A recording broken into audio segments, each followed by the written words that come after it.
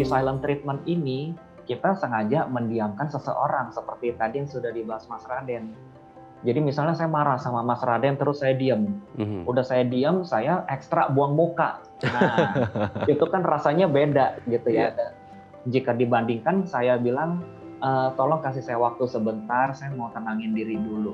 Itu pasti rasanya akan beda sekali. Mhm. Dan silent treatment ini bisa terjadi dalam relasi orang tua dan anak, relasi sesama teman, atau mungkin relasi dengan pasangan, dan masih banyak lagi. Biasanya kalau yang silence-nya masih dalam taraf biasa, kita nggak sampai dihindari. Mmm. Justru dia kalau misalnya dia merasa terganggu, dia bisa bilang ke kita, tolong ya jangan ganggu saya dulu.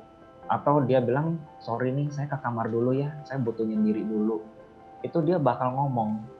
Atau bisa juga nanti setelah dia silence-nya selesai, dia akan ajak kita untuk diskusi, ada penyelesaian. Tapi kalau di silent treatment itu justru tidak terjadi.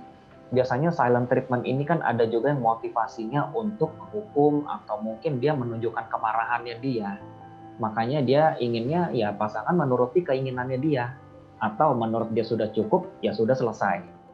Oke, jadi sebenarnya kalau untuk introvert ataupun dia ekstrovert dari segi kepribadiannya, yang menjadi isunya di sini kenapa si introvert ini yang dianggap lebih sering silent treatment. Mhm.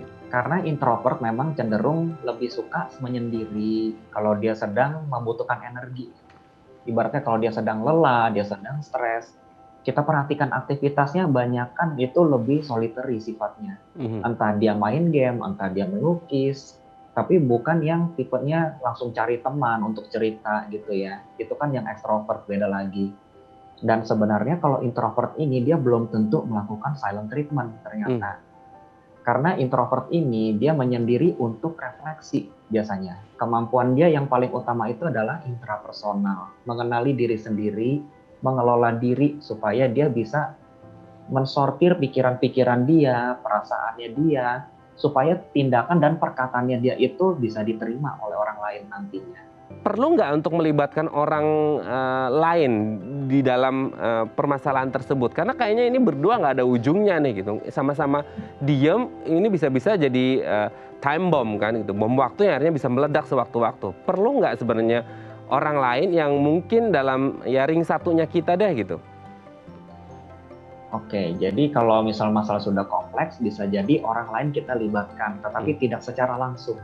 Mmm. Jadi biasanya saya pernah ketemu kasus di sini memang dua-duanya nggak ketemu ujungnya sampai di mana seperti kata Mmm. Mas Raden tadi ya. Jadi dia bisa minta masukan misalnya ke mertuanya atau mungkin minta masukan ke teman. Ada juga yang minta langsung ke profesional Nah, untuk ke kesehatan psikolog gitu ya, mental. Mas, ya? Iya, bisa. Jadi di situ dia akan mencari hal-hal yang bisa dia lakukan, kemudian dia bisa refleksi, bisa diskusi dari sudut pandang orang ketiga yang lebih objektif. Mhm. Keuntungannya di situ kalau kita libatkan orang lain. Namun tidak dalam setiap situasi tentunya. Kalau Mmm. bisa selesaikan berdua ya silakan, lebih bagus. Memang empati ini penting sekali. Jadi baik dari korban ke pelaku, pelaku ke korban saling empati. Itu Mmm. penting. Jadi misalnya kalau saya yang jadi korban, saya coba menelaah gitu ya, kenapa sih dia melakukan silent treatment ke saya? Dia kenapa sih sampai segitu marahnya ke saya? Mungkin ada omongan saya yang salah, menyinggung dia, Mhm. atau tindakan saya yang nggak tepat.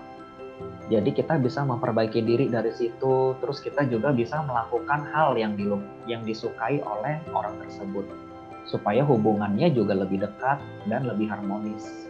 Oke, dan pokoknya dua-duanya juga egonya harus diturunkan ya ketika sudah ketemu sama konselor Iya, ataupun psikolog ataupun ke ahli, supaya sama-sama kan ingin menyelesaikan masalah. Jadi kalau bisa ya dua-duanya harus, menurunkan egonya dan mencari solusi terbaik dari permasalahan yang sedang terjadi. Jangan diam-diaman karena diam tidak akan menyelesaikan masalah gitu ya. Baik, terima kasih Mas Arief Liang, MPASI Psikolog FBCM dari Meliora Consulting and Learning Academy sudah berbagi bersama kami pagi hari ini. Semoga yang sedang ada marah-marahan cepat reda, cepat kembali harmonis, dan yang tetap harmonis selalu harmonis terus gitu ya. Terima kasih Mas Arief sudah berbagi bersama kami pagi hari ini.